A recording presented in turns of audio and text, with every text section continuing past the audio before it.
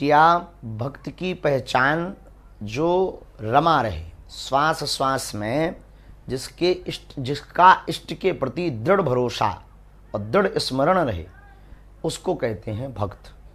और संत जिसका कोई अंत ना हो और परोपकाराय पुण्याय पापाय पर पीड़नम, जो दूसरों के हित के लिए जीवन जिए, आत्म कल्याण के साथ साथ विश्व कल्याण के लिए जीवन जिए, वह संत है। जैसे कि भारत की सीमा पर लगे हुए सैनिक भी संतों से कम नहीं हैं। जैसे कि दूसरों के लिए जीवन जीने वाले लोग संत के ही समान हैं।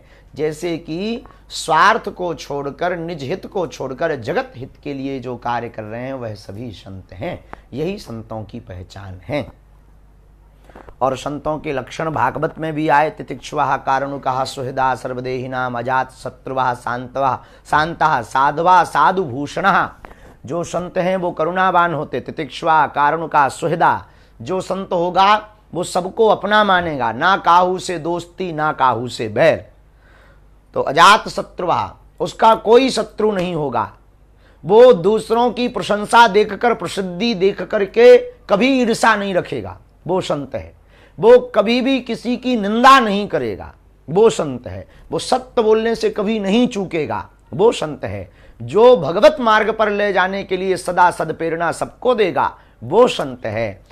सुहृदा सर्वदेहिनां अजात शत्रुवः शांता, जिसको ना मान प्रिय ना अपमान प्रिय, ना अपमान में वो खिन्न होता है ना मान से प्रसन्न होता है, वो संत है। कई लोग हमने देखे कि एक बात कहे तो तुरंत फूट पड़ते हैं। जैसे गर्मी के मौसम में नाक फूट जाती ना कई लोगों की, हाँ, ऐसे ही कई लोग फूट पड़ते हैं, बोले हम संत हैं। तो भेष से साधु नहीं कोई होता है, भेष से कोई संत नहीं होता है। स्वभाव संत का नाम है।